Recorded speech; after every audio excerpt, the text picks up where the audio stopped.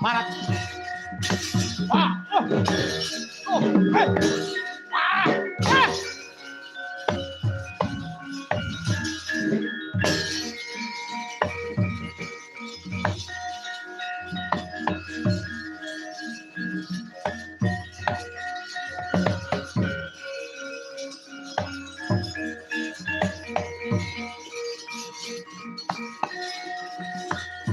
Ger.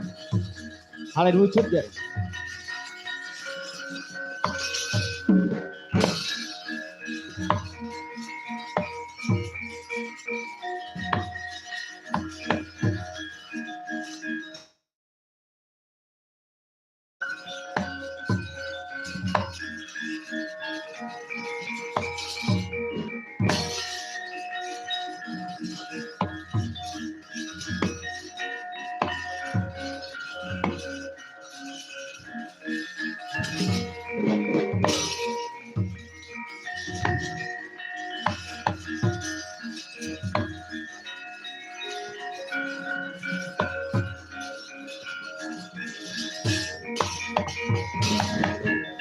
Nyata laruta saking godha sang guru kula yang salunung utus sang Sri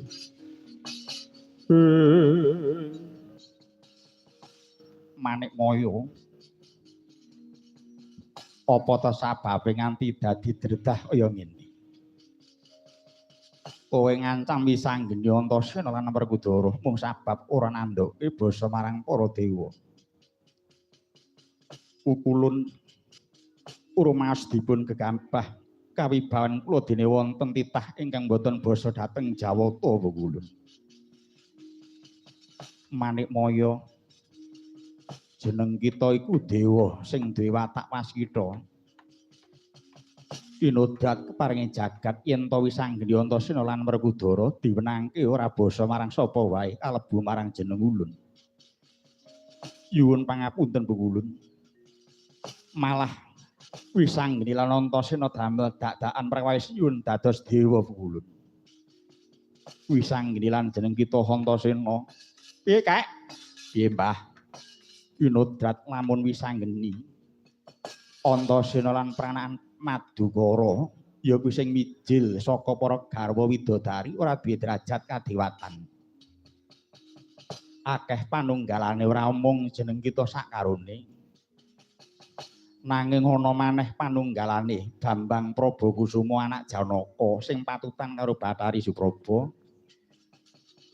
Bambang Wilugangga anak Janaka patutan karo Bathari Wilutama. Bambang Yama Dewati anak Janaka sing patutan karo Bathari Yamawati. Ya Mbah, yen ngono aku trima dina iki ora dadi dewa ya ora apa-apa. Umadane ling kabeh peranan Pandhawa sing patutan saka garwa widodari ora diparingake melu jroning Bratayuda Jaya Pinangun. Yen wis tiba wahyane mangsa kala bakal tinimbalan marang ngayunan. Yen ngono aku Kakang Antasena lan Siwa Jatiwati njaluk pamit bali marang Amarta ya, Kak. Wah, adiwenang lan guru dewaku aku njaluk pamit. Sing prayitna ngati-ati. Werkudara sing bisa nggonmu momong para pranakan Pandhawa ya, Nggir. Eling-elingen dawuh Sang Hyang Wenang, Nggir.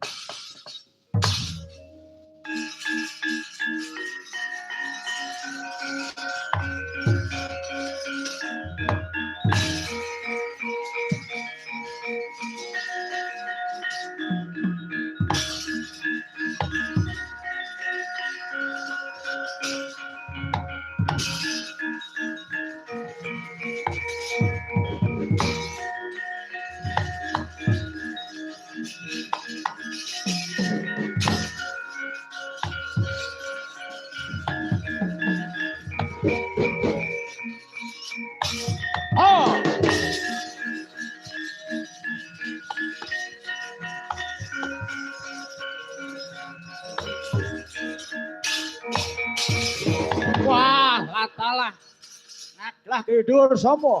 Werkudara. Ayo, njaluk Bambang Wisanggeni tungkak. Oh.